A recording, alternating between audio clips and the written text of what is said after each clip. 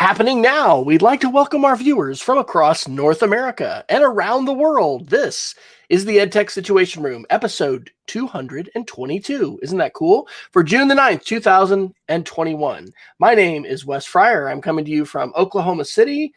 And, I just have to say it again on the show. Doesn't Dr. Neiffer just look radiant tonight, ladies and gentlemen? He knows how to apparently light himself up. I think I've just got the, very stark white light coming at me. But anyway, I am here in Oklahoma City where I am the Technology Integration and Innovation Specialist at the Cassidy School in the midst of the first of 2 weeks of Minecraft Camp virtually.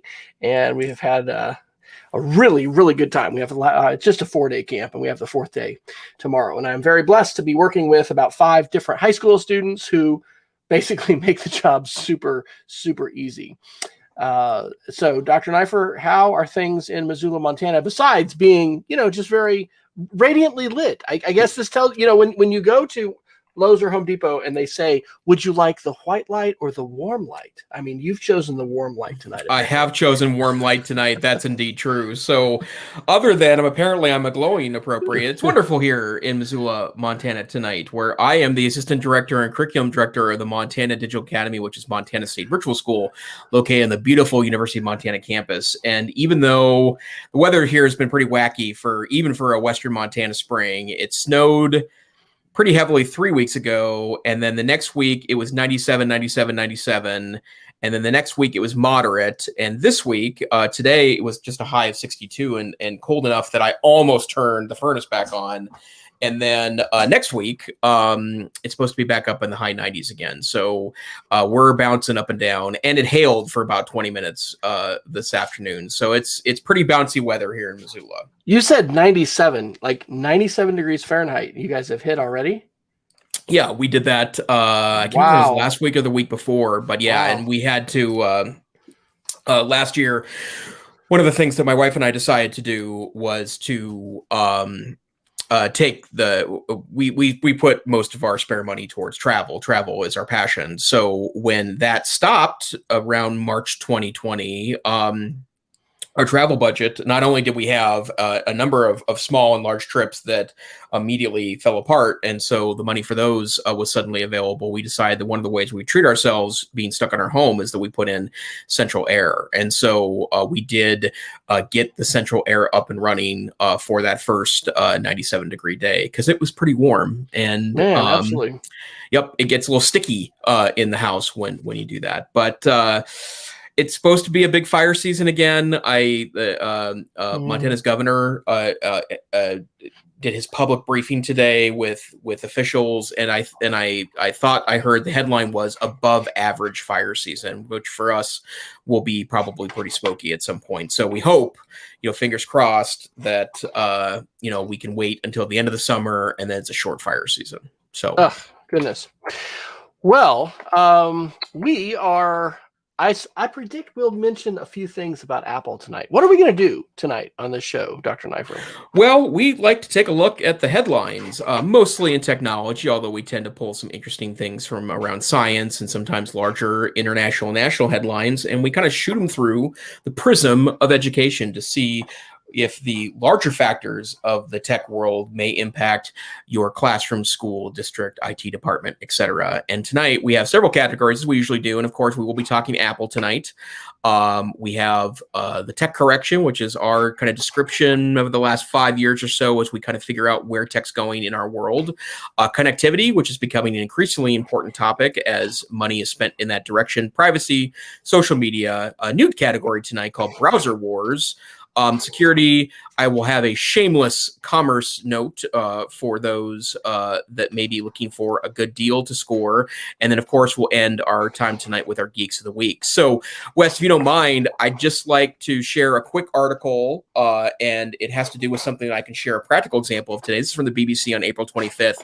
It was literally the quickest citation I could find tonight to talk about. Cisco was talking about that they expect 6-month delays in shipment of new products right now. And the reason why I wanted to cite an article here was I had an experience today that I was making some recommendations to a colleague on a computer upgrade, which is, I'm sure Dr. Fryer does that quite often too when people are looking for new computers, and they were looking for a Windows machine that was on the lighter side but still had a larger screen and a full-size keyboard because it was for someone doing bookkeeping work. And I went to Lenovo, which is my preferred PC and Chromebook manufacturer. I tend to prefer Lenovo's over any other brand, and I custom configured a pretty good deal, and kind of what I was looking for. And Lenovo let me know that it was a minimum of a 4-month delay before they'd be able to ship that computer. Now, it was custom, right? And I ended up finding two very close alternatives that were not only sitting in a warehouse in the United States, but were on sale. So I was able to get what I needed and won't have to wait 4 months. But I'm almost certain that anyone listening to this podcast doesn't need to know this. But if you are considering a purchase for this fall, it's probably too late in a lot of scenarios, but don't delay in ordering now, in part because if you wait until fall to order when shipping times may be shorter, you might end up waiting longer because you're not on a wait list. And in fact, I know of a ton of schools and districts that I've heard first, second, and third-hand stories about that put in orders April, May, June last year, where they showed up in October, November. One I know ordered last May and ended up receiving, I think it was Chromebooks in February of this year.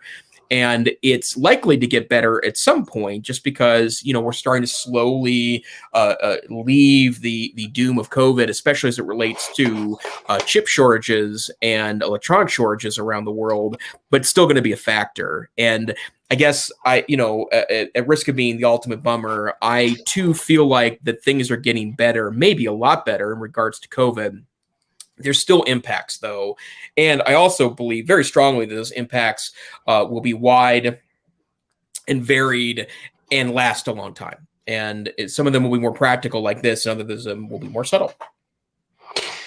Yes. We are all, as teachers, getting new MacBook Air in-processor laptops, which were delayed and are supposed to, be here anytime kind of thing. And thankfully, they were ordered a number of months ago. Chromebooks as well. We were able to get the Dell Chromebooks, but I think if we had gone with other models, anyway, that was part of the purchasing decision was what are we going to be able to make sure that we have this summer, right, to be able to hand kids in August. We're going to talk, I'm sure, about WWDC a little bit today, and one of the things that I was listening to, Mac Break Weekly, I guess. I think that was one.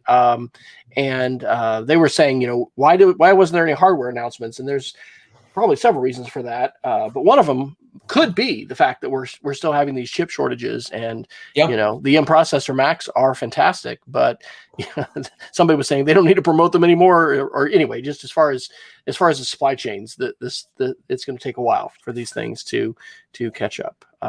Is also different when you have virtual events to pull everything off, and right. Apple's able to do those much more affordably and with some more regularity, I think, because of the fact they're virtual. And I would also note, too, that there are a lot of people that were very disappointed at the lack of hardware. And in fact, there was some interesting Twitter traffic because a number of the kind of Apple hardware prognosticators had expected. There was a wide range of possible hardware releases that they were talking about. And it's not unusual for there to be hardware releases at WWDC. But a lot of people were pretty annoyed because some people were playing kind of used retail value bingo with their Apple products, selling. There were a lot of folks that were anticipating getting rid of 2006, 7, and 8 era MacBooks. 2016, 17, 18 era MacBooks. Although I do know a couple folks that carry around 2009 MacBooks still.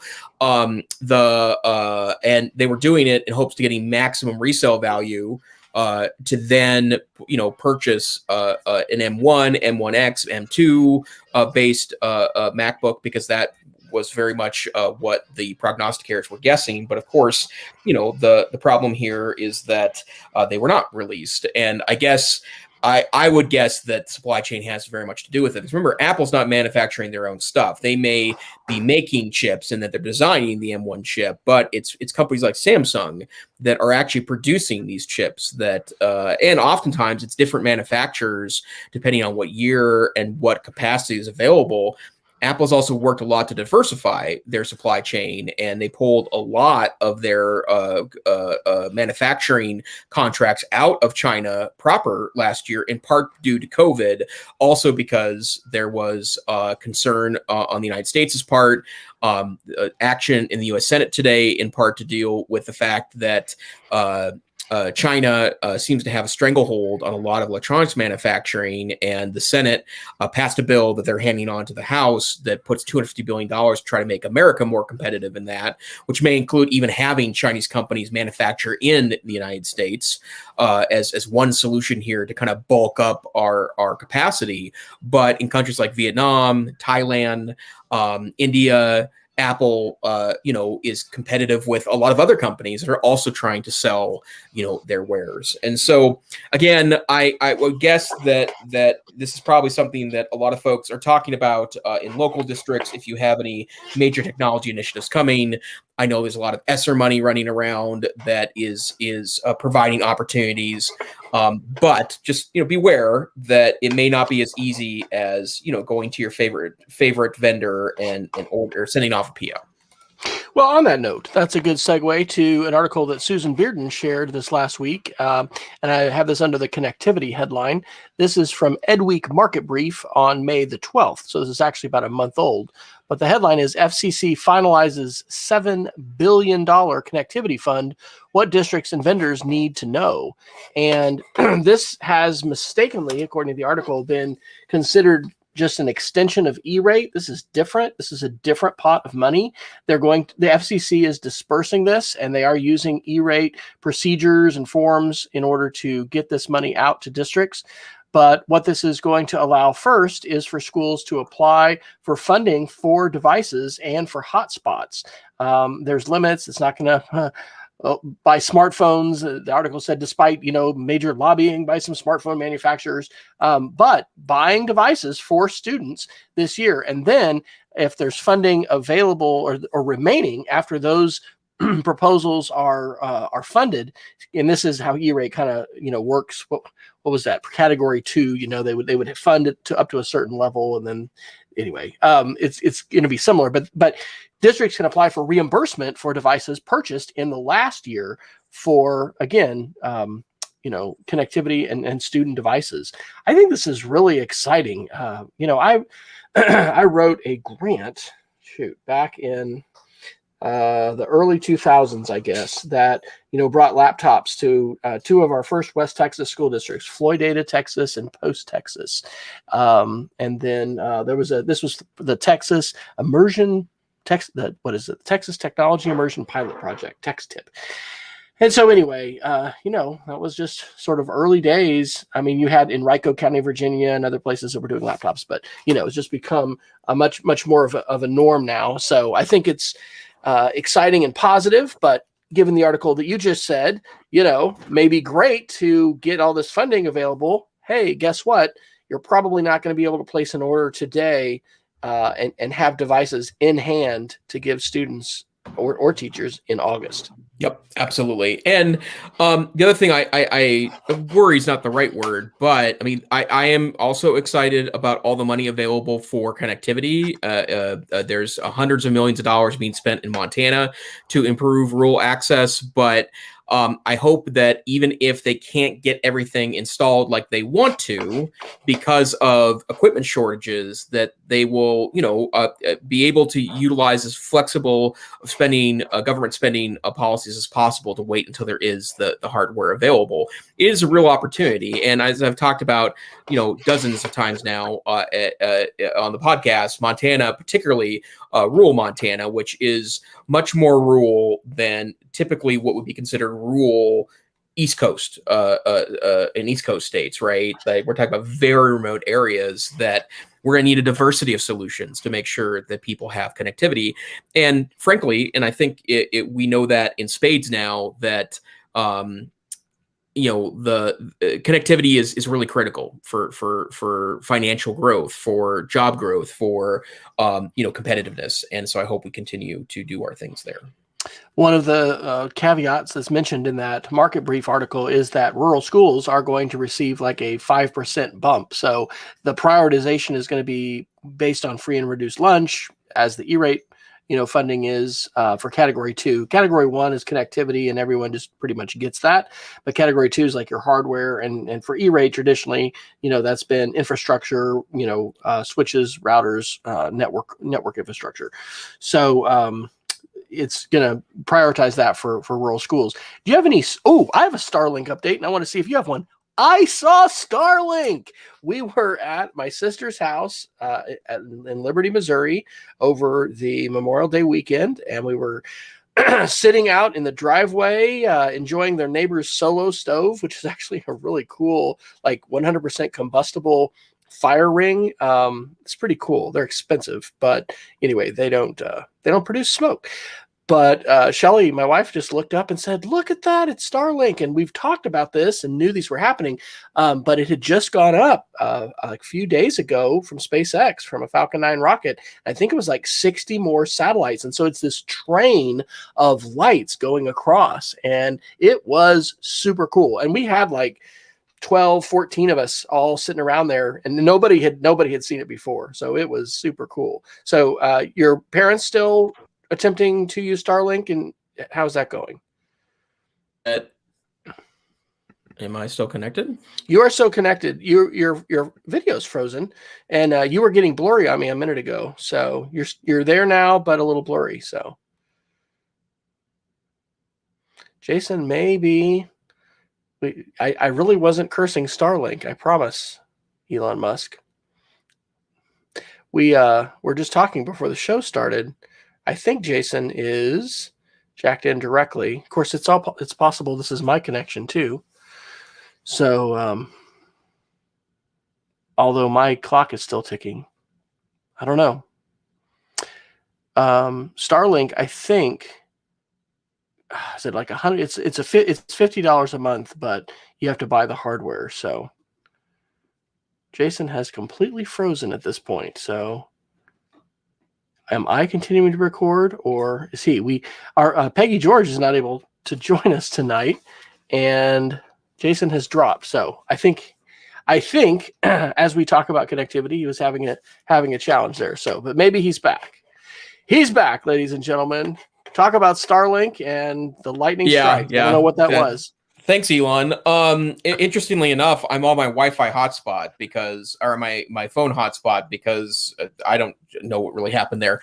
The update is it's my in-laws that live with terrible internet access, and currently they have a cobbled together solution that I created for them, which is essentially using AT&T mobile internet to serve their house. And I guess I don't know how else to put this other than to say my father-in-law kind of balks at the expense of it, right? Like it is a $500 investment, and I think it's only like $60 or $70 a month, which but it's a formidable initial investment you got to make. It is, yeah, and too that one would definitely assume in 1 to 2 years that internet or that technology will improve and evolve, and maybe even the home stuff improves and evolves as well. I do know 3 or 4, maybe 5 people now that do this, that live in very rural areas that have been very happy with it. It's interesting because there does seem to be, and I want to say there was a Verge review of this a couple of weeks ago, maybe a couple months ago, that talked about how they thought that it was way too much hype and they had problems with trees. And so I will give a shout out to Lon Seiben, who has a great YouTube channel that does hardware reviews. In fact, he's someone that I give money every month on Patreon to because of how I trust his reviews on things. In fact, he was helpful today when I was helping my colleague look for a laptop to purchase from Lenovo. In fact, I watched a couple reviews before I pulled the trigger there. Not to turn this into a spelling bee, but how do you spell his name? I'm not sure. It's lon.tv. I can tell you that if that's helpful at all. L LON.TV. Okay, there you go. And a Yeah, wonderful Reviews channel. Tech Channel. Yeah, Yeah, yeah. wonderful Awesome. channel. Cool. And again, I give him money every month via Patreon because of how much I trust his reviews. But the Lon's brother, I think it's his brother, lives somewhere in, I think it's rural Vermont, where there's literally no internet access options other than the previous satellite solution, which was Usenet, which is expensive and terrible as a solution. But he helped his brother set up the Starlink and said it's been a real godsend for his brother and their family, because they now have legitimate access, whereas before it was wonky at best. So I'm convinced that there's no one solution to the broadband problem, right? And I know that sounds a little obvious, maybe hokey, but the bottom line is there is a lot going on here that we need to be very cautious about, and also note that there's a real opportunity here to put some real investment so that whether there's a pandemic or not, everyone in the United States, no matter where you live, should have access to at least one, if not two, very solid broadband options. As we talk about broadband and connectivity and face some difficulties, we've really not had much of a problem on the show for weeks and weeks. Interestingly, Lon's latest upload 2 days ago is who to follow on the UFO UAP topic. So I am following him, but haven't watched him. And let me just say, as it related to that, what a great thing to do as we think about getting back to school, which we're not thinking about that yet. We're just got rid of this crazy school year. But one of the best things that I did this last year differently in the past is I spent some time having students share some of their favorite YouTube channels. And, I said it had to be family friendly, and that meant, no profanity, which ruled out a number of channels for some of my kids. These are 5th and 6th graders, by the way. But, it's amazing what the content that's out there. There's just some phenomenal stuff. Yeah. And, that question and that conversation really epitomizes some of the essential characteristics of our information landscape today, which is so far from 3 main networks. Hey, it's Sunday night, let's all watch Wild Kingdom. I mean, it is such a different world from the world that, I guess, except for young parents, I mean, that many of us, I'm just getting to be an old guy, right? But anyway, it's a different world, and that is a great conversation, and having conversations around, well, and I definitely say in the midst of that conversation, hey guys, I'm not saying everybody needs to be on YouTube watching YouTube. I'm not saying that you need to be doing that, but just on a show of hands, huge numbers of my kids are on YouTube watching channels, subscribing, very influenced by YouTubers. I mean, there's just a really important and rich media literacy conversations to have. Plus, there's the opportunity that you're going to find something that you're like, wow, that's really cool. I'm so glad you shared that. And we had a number of channels like that had, some kind of STEM related content or history, visualizations. In fact, I'll drop into the show notes. I made a page on our Classroom Google site, and let's see, I put it under resources. I called it Media Recommendations, Family Friendly Movies, TV Shows, and YouTube Channels by Cassidy 5th and 6th graders. So I opened it up to be not just YouTube, because there's movies and other things like that too. But cool, thank you for recommending Lon TV, and I will have to check him out a little more, because I've subscribed to him, but I hadn't actually thought of that in quite a while, I guess. Well, and what I would say is that, like, obviously, my entertainment diet is a mix of probably 50 or 60% traditional media sources, and when I'm putting things like Netflix and Hulu. I'm not subscribed right now to Hulu. HBO Max is one of my subscriptions. I also really love Discovery Plus, which is the new subscription service that includes History Channel content, Discovery Channel content, TV content. That's also been a good pickup for me. It's like $7 a month for no advertising versions of that. That's really great. But the rest of that is YouTube. And I probably subscribe to, I know I counted a couple of months ago. It's hundreds of channels I subscribe to. Obviously, I don't watch hundreds of channels. There's just not time in the day to do that, especially since I have a job and a life other than that. But I do really love the channels I subscribe to. There are different themes that kind of weave throughout that, including things like tool restoration, vintage tool restoration sites, vintage technology sites, some review sites.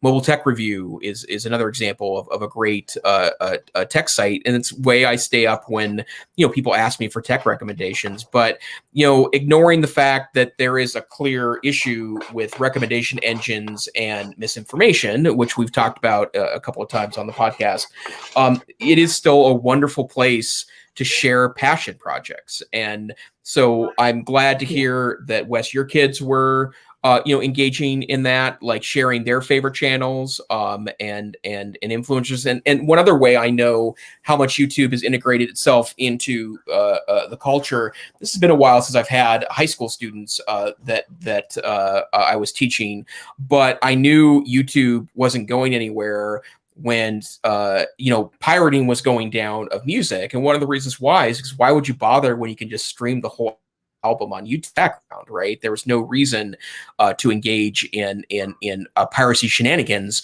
when you had that available to you. And I think it's just a really it's a special thing. And I hope we figure out a way to utilize that tool in a way that doesn't create other UG, but in general, it's such a great place to share your passions.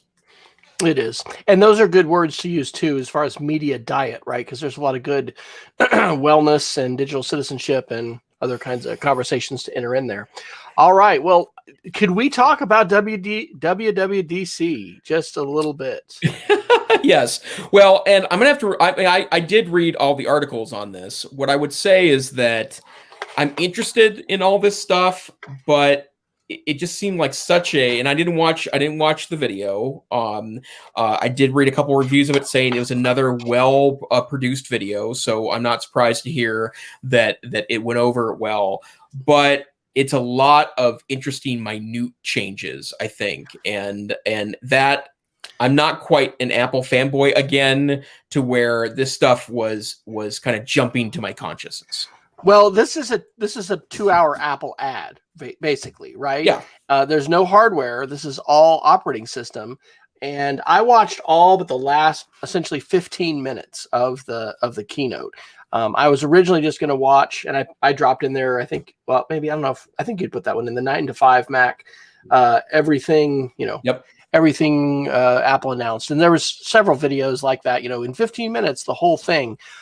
It was so packed with so many different things that it really begs the question, like, how much can you absorb and take in, in terms of just this absolute fire hose. I mean, I was trying at one point to just have that on as background, but it was useless to me because I needed to, cognitively focus. And if that was gonna do anything for me, I mean, it's not like I was just gonna be passively absorbing.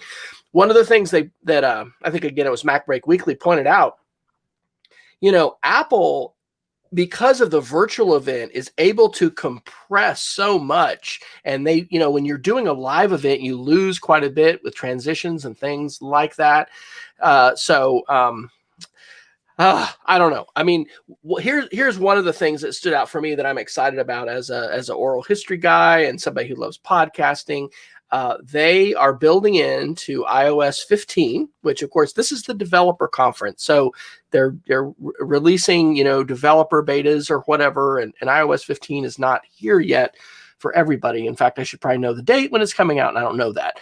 But in terms of audio, they'll have an algorithm that's going to hone in on your voice and filter out, using machine learning, background noise and hums and other kinds of things. But if you want to get all that background noise, then there's going to be something called full spectrum audio or ambient or something. There's some other name anyway that you're going to be able to choose and select. But yeah, I agree. There's just a host of different things. It's still very much focused on getting everybody to have an Apple device. Interestingly, FaceTime has some updates where you're going to be able to share a link to folks with an Android phone or just a browser with any kind of device to be able to join FaceTime.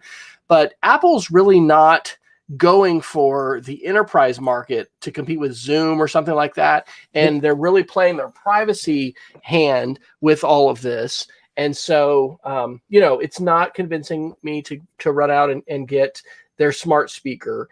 But it certainly is. It is great to see the emphasis on privacy and we don't have to give away all this information and completely surrender ourselves to the surveillance capitalism gods. We're having some good pushback, but it's kind of amazing that Apple as a company can get so many people to just talk about their products so much and really amplify what essentially is an advertisement for the operating systems that they have. Systems plural. Yep. One other comment I'll have is that the Watch Me features are pretty interesting. So this idea that we can be separated geographically, and then watching the same show, seeing each other. So you're going to be able to watch on your Apple TV, whatever this show is that works with the API. And then on your phone or your iPad, you can see all your friends and you'll be able to see everybody's reaction at the same time you're doing that. I think that's really interesting. And evidently there have been some attempts at doing that, but again, MacBreak Weekly was saying the implementations have not been, fantastic. And so Apple, can do a nice job sometimes taking features that have been in other systems and, being able to pull those off. So anything of the 1,000, announcements that were there that caught your eye?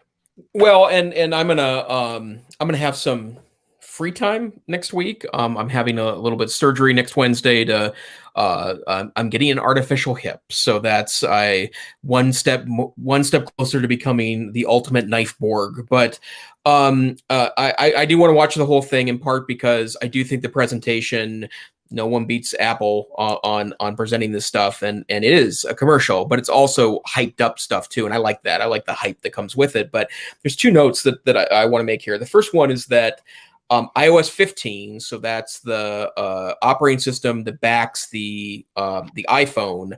iOS 15 is compatible with iPhone 6s, which is a 6-year-old smartphone. And I think that's an extraordinary commitment that Apple has to keeping hardware up to date with security updates. That's part of it, but also carrying around the phone. And there's been a lot of time in the past where Apple's been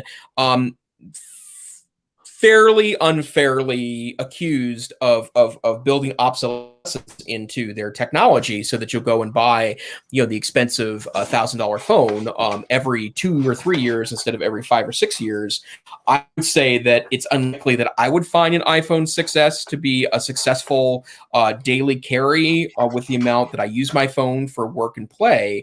But for most users, I would assume an iPhone 6s having the latest technology available to be clear, Apple also has another trick that not every feature every new feature appears in the older phones, just because the hardware sometimes can't handle it. But from a security update standpoint, the fact that the 6S, which is, was released in 2015, is able to get that latest update, which means it has at least another year of getting good security updates, and probably longer, actually, because they do update even past when they're older operating systems. I think that's a real marvel, and I think it's something special that should be noted by their competitors. And I'm specifically talking about Android here.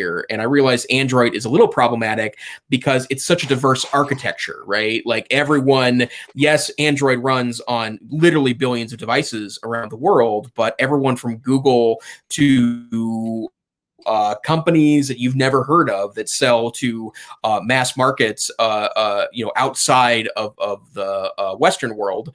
The bottom line is that companies are responsible for it, and not every company is looking to sell a $1,000 cell phone to a high-end market that cares about security updates. But I do think it's a real marvel if they're going in that direction.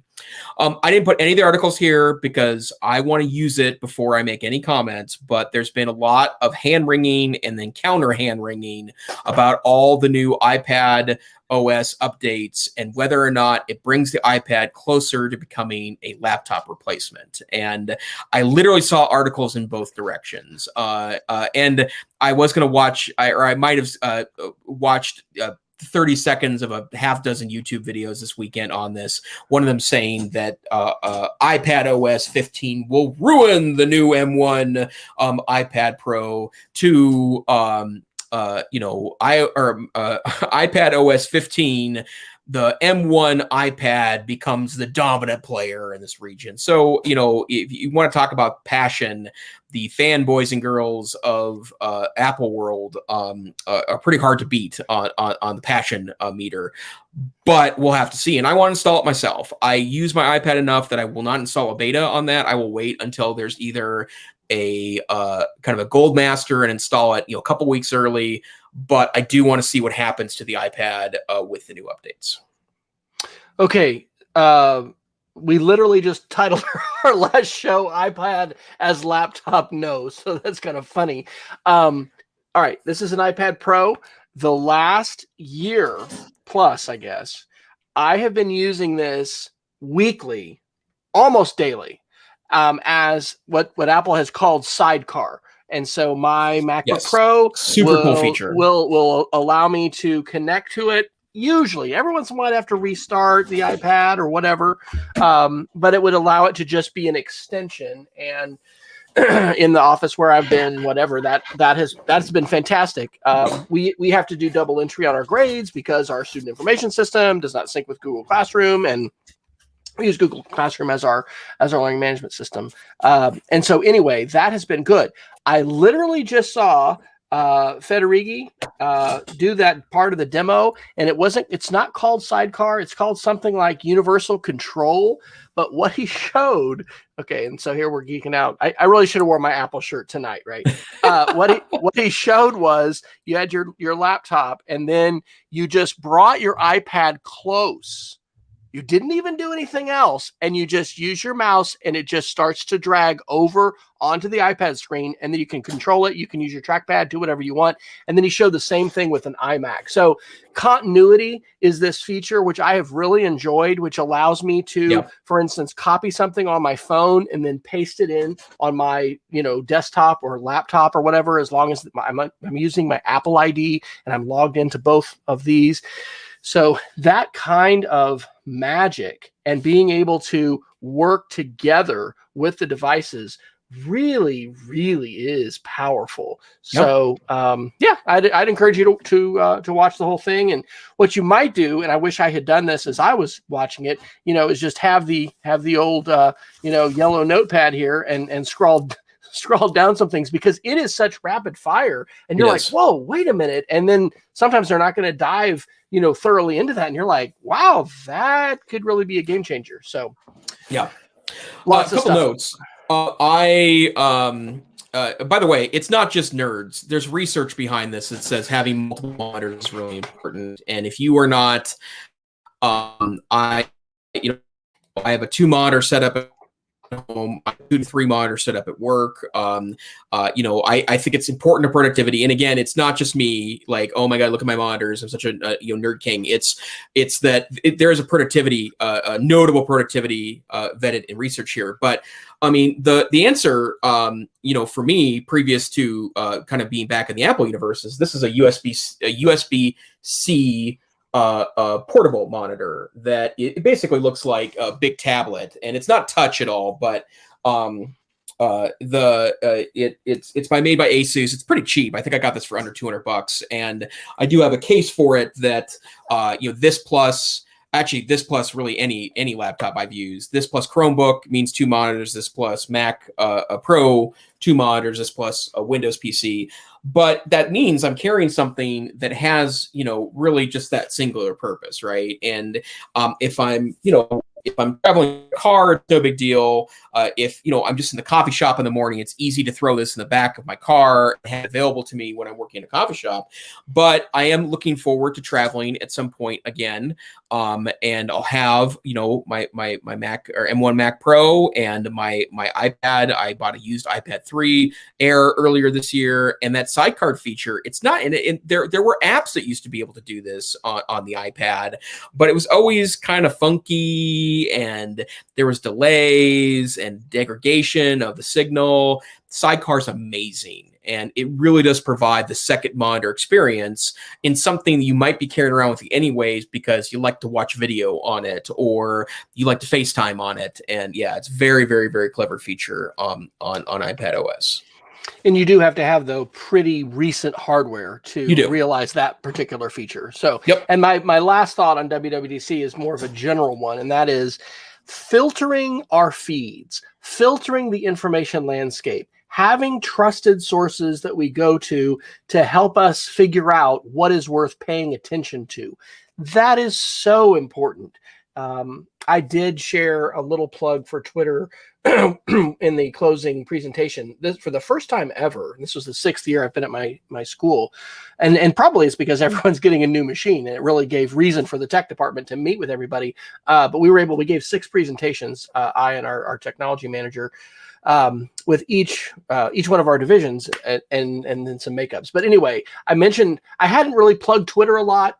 And sometimes, I don't know if anybody else has felt this way if you're a Twitter user, but sometimes at times in my life, I felt a little weird because I literally live in a different world than most people in terms of educational Twitter. And so sometimes you might feel a little reticent to be able to share that. But we were talking about Google updates. I was sharing Eric Kurtz. Shout out to Eric if you don't follow him and what they do with the Google Educator Group in Ohio. And it is just phenomenal. Again, because Google I/O and all this Google stuff. What do you pay attention to? The folks that you are listening to, who can help filter your feeds. That's really critical. But I just say that because I think media diet, back to the conversation we were talking earlier about YouTube, is really important, and I believe that we need to encourage not just students, and they may be organically doing this already, but adults as well, to definitely expand their media diet and diversify their media diet beyond just a single, mainstream television source. I'll channel my Neil Postman there, but it is really, really important. And of course it's complicated, because polluted landscape, and there's all kinds of voices, and there's all kinds of rabbit holes out there, and things we can, trip and fall down in and get, caught up in. But hey, shysters and tricksters and mafiosos and all these different folks have been around for a long time. Now it just happens that, people are using digital tools to try and trick us and, spread disinformation and make us scared and all these kinds of things. So, Dr. Neiffer, I think we've got about 18 more minutes left. Well, let's just talk about some more Apple crap, because I found a couple interesting articles too. Okay. I'm really fascinated by AirTags, in part because the functionality, I understand why the other products in this space are so terrified by Apple being in the space. It's not just that it's integrated well into the product. That's part of it. But the feature sets are so far ahead of the alternatives. And there's a really great article from 9 to 5 Mac on June 3rd that talks about some of the privacy improvements, one of which includes an Android app coming in the direction of Google users. And one of the reasons why is that part of the problem is that if you're being targeted by an AirTag, right, someone slipped one into your backpack or into your car, you have an Apple device, it's supposed to tell you that there's been a AirTag following you around that it doesn't recognize, right? It's a safety feature, right? And it hasn't worked nearly as elegantly as one might assume to start off with. But But they keep working on it, and they're iterating very quickly. So the security pieces there are super interesting. But they want to also make sure that Android users have an opportunity, maybe to use the AirTags. I'm not entirely clear. Maybe the article went into this, and I just can't. Whether or not the Android app would have you could use it to use AirTags, right? But this notion that they're providing some enhanced security, I think, is super interesting. So if you are concerned about AirTag privacy, that's a place to go. But there was a wonderful video on YouTube. The channel's called Mega Leg. We still have to work a little bit in the channel names on the YouTube, but on June 1st, that a gentleman in Germany, and I think he's an American or maybe a Brit in expat in Germany, decided to ship AirTags in packages. Now, I've seen a couple videos like this, right? Because, obviously it is, 2021. There is an extraordinary amount of, data available when you ship a package, right? Like where it's at. I noticed today I was getting a UPS package and I could click on a link and see where the truck was literally located at, so that I can get a sense of when it was coming. I won't mention what I bought just because it would be ridiculously mockable with the way I buy tech. But this gentleman shipped 3 AirTags, one to Elon Musk, one to Tim Cook, and one to North Korea. And I'll talk about the Musk and the Cook one first. Made it to the buildings, from there. And he did put a note in there explaining what it was and what his experiment was, but it gave him much more accurate tracking information because remember, it uses every iPhone to help track the location of that, right? Like that's the point of these AirTags, is they use all these dispersed devices. And, he thought maybe that Apple one, for example, to Tim Cook might not make it to Apple campus because it started off in a large warehouse that was off the Apple campus that I would imagine sorts the extraordinary amount of postal mail that comes to, the folks at Apple. One infinite loop that is part of that process, and it didn't make it to the campus. That's as far as the video went. The North Korea one was super interesting because he started off by talking about the estimates of the number of iPhones in North Korea. And it's not zero. I believe, if I remember correctly, it was closer to 70 or 80,000 iOS devices in North Korea.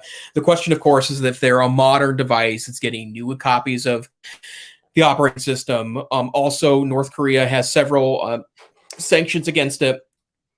I imagine that they have to very craftily import iPhones to there, and also consumer electronics, internet electronics sold in North Korea don't go to the open internet. They go to an internal version of the internet that has no access to the outside. So that's an important barrier there too.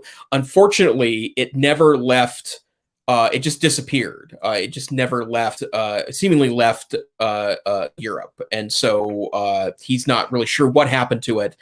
Interesting video that tells a pretty interesting story. But the AirTags is one of the most interesting products I've seen from Apple in a long time. In that, if you really wanted to know where a package was, for example, I mean, for $25, if you're shipping it back and forth, it's a pretty cheap thing to stick in a priority mail package and get much more accurate tracking information than you do from the United States Postal Service. And then, of course, it doesn't take much imagination to then think of nefarious things you could do with said technology. But really interesting stuff. Wow. I'm going to raise my privacy flag. And how is this going to cause us to be a little more aware of having our phones in our pockets, right? Yep. Because, these AirTags are connecting to phones and therefore getting this more accurate data. And so when we talk about, it's just meta information, it's just the calls that you're having, but all of that location data. And, I haven't had a security clearance for over 20 years, so this is not anything I'm revealing that is due to any kind of classified access. But our intelligence services are extremely interested in cell phone tracking. I am positive that we have had a number of smart weapons dropped in the last few decades as a direct result of cell phone geolocation. So, yeah, it seems, it's an eye opener to realize just how detailed that information is and how exhaustive it is. I think I just saw, and I don't have an article link in the show, but new Google accounts by default have different data deletion defaults than existing accounts, and Google is, I would guess, being a little reluctant to go down this road, but they have to, right? This is the tech correction, because if we don't have an adequate response from tech companies in self-regulating themselves for a variety of different reasons and a variety of different complaints, then the government's going to get in here and regulate. And so anyway, it's not in their interest as a company essentially founded on the tenets of surveillance capitalism to limit that kind of thing, but they are. And this also should be part of our curriculum, right? Becoming, Yes. aware of the kinds of data tracking that is happening, the ways in which it is being weaponized and used in nefarious and malicious ways, the kinds of steps that we can take as individuals to protect ourselves and our families, and then trying to figure out the line there on what's, what's too far and what's fine. Yeah, that's okay. And then what do we really need to be concerned about, both individually, and corporately? So. Yep, absolutely. All right. Looking at, there's one article I want to get in because it will, it's more timely. Just a note, Amazon's announced that Prime Days for 2021 will happen on June 21st and 22nd. And obviously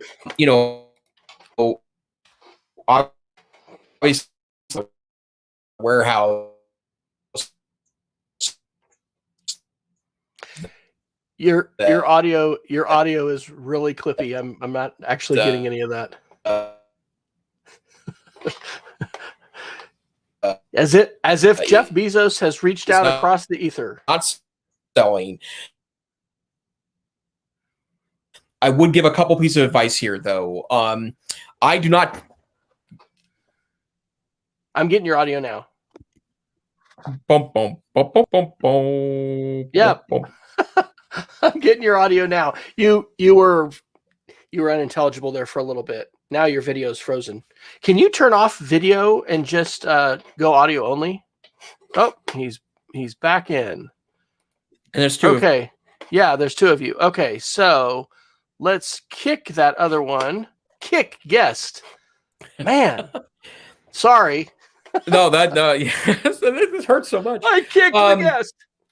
So I'll start over. Amazon Prime. Yeah, tell us what Amazon Prime Day is June 21st and June 22nd. And obviously, it's the ultimate day to be, a tech hoarder, if that's your thing, like me. But I want to give a couple pieces of advice here because I don't buy a ton of stuff on Prime Day. But if you have something you've been waiting around for, and in this particular case, and I still have them, I think they're under a desk here somewhere on a clip. But the first time I bought a really good set of Bluetooth headphones was on Amazon Prime Day. I think it was Amazon Prime Day 2016, I think. But I've been waiting for them for a while. I wanted a nice pair of Sony ones, and I want to pay $250 for them. And it turned out that I was able to buy. I knew exactly what I wanted. I kept an eye out for them, and I paid half price of what I would have paid retail. Not necessarily what I would have paid on Amazon before, because few things are actually retail price on Amazon. But also, if you're looking for an Amazon device, usually those are dirt cheap on Prime Days. And I read extraordinary reviews of the Amazon Fire Tablet 10, the newest one, is getting really great reviews from reviewers. It's probably going to be $100 or less on Prime Day. So if you're looking for, come in with an agenda, otherwise you will leave there with way, way too many impulse purchases. But it's a really great opportunity if you've had something that's been on your list for a while and you're looking for a solid price to usually get something that is a pretty solid deal.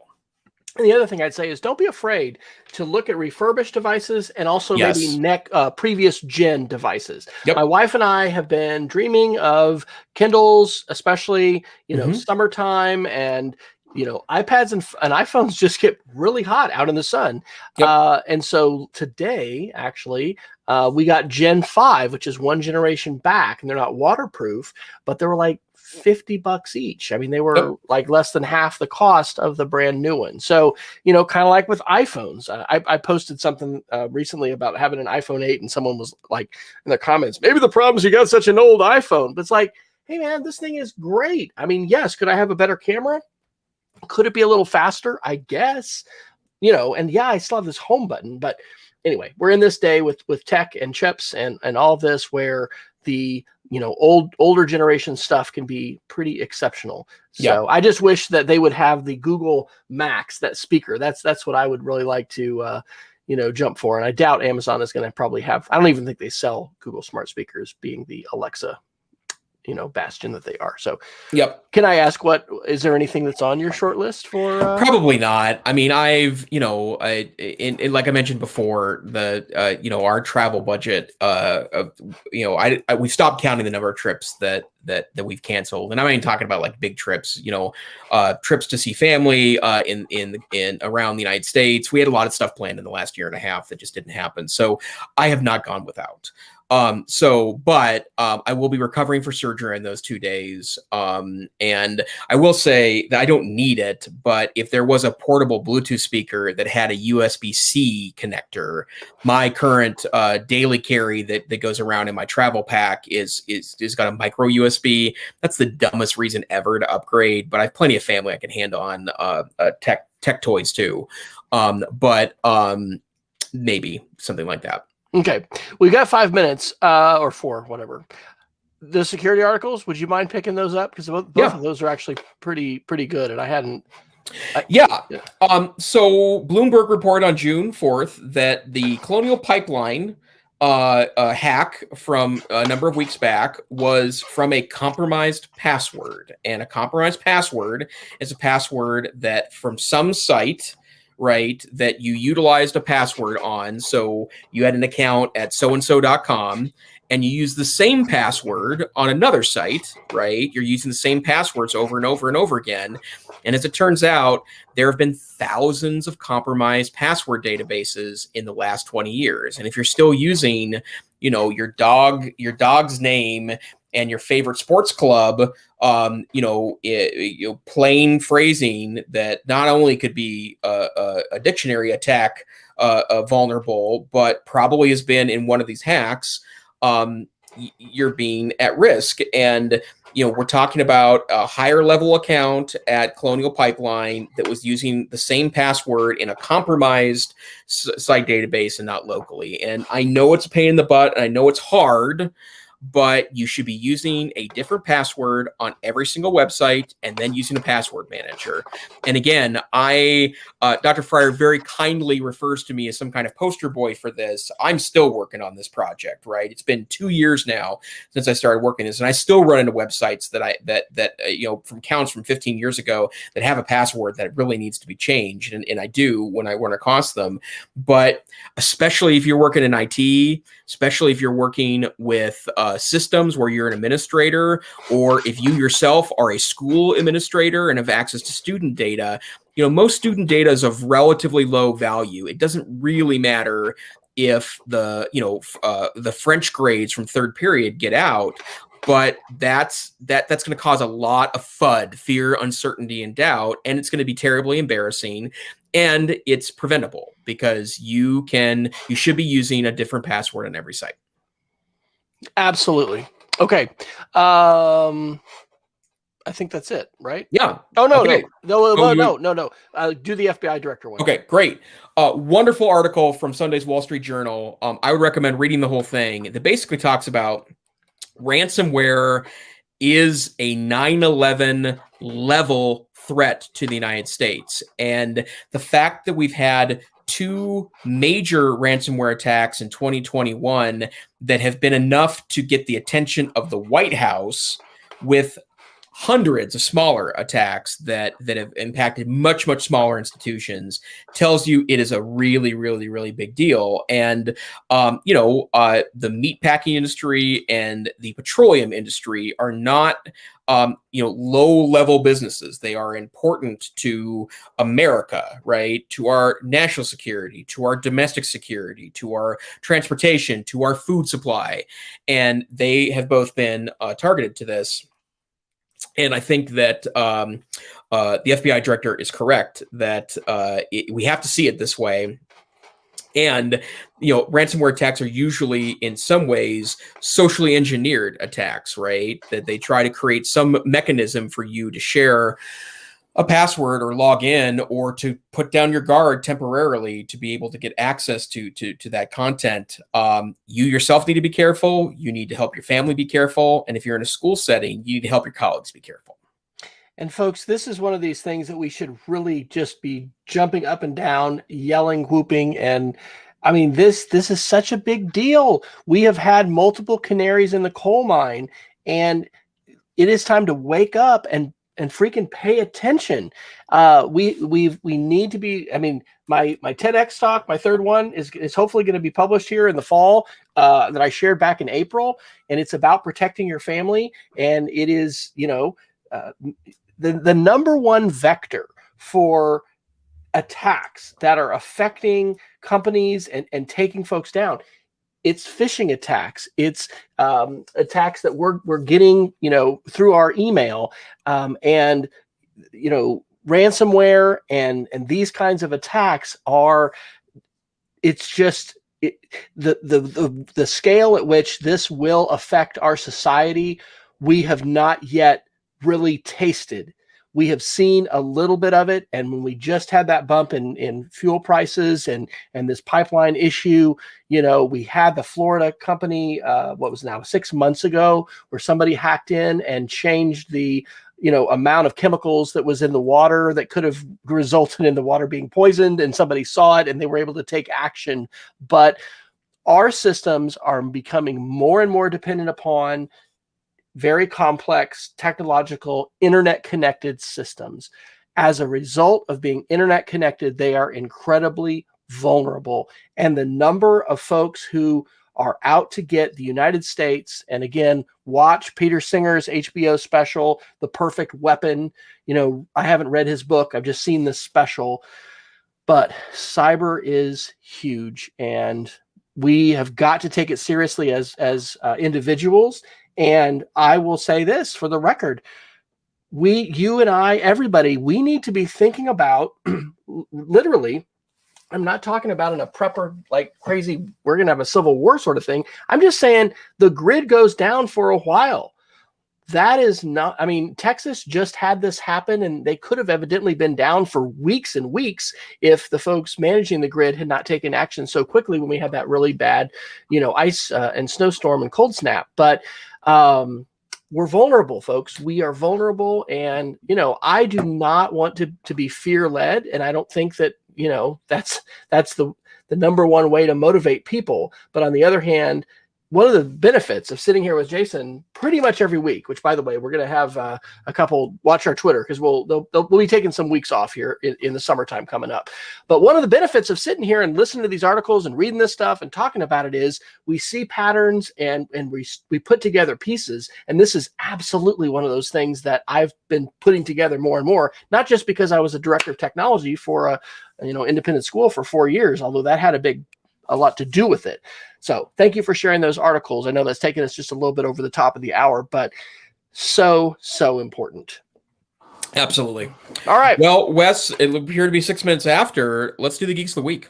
Okay, sounds good. I'm going to overshare. ArcGIS story maps. Carla Bishop is a wonderful educator who has actually been doing research from an MIT grant on historic Black communities in the state of Oklahoma. And I'm going to be able to learn more from her this summer at the Summer Institute for Digital Literacy, which I'll put a link in. But she loves telling stories and stories that are connected to place. And this ArcGIS story maps is phenomenal. I'm going to be using it this summer, and it's just a tool to really dive into and tell some digital stories.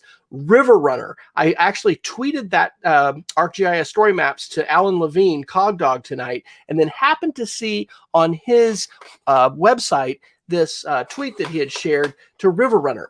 You click anywhere on the United States and drop a raindrop, and then watch the flyover as it shows exactly where that drop of water goes in each tributary and stream and river going into the ocean. It is freaking amazing. This is one of the most, I mean, as somebody who loves geography and, earth science, I shared this with my wife tonight, and she's like, oh my gosh, I think we need to do a project, because she's been talking, she's a science, sim and science teacher, and talking to the social studies teacher. Phenomenal. And then the last one is the Minecraft curse binding enchantment.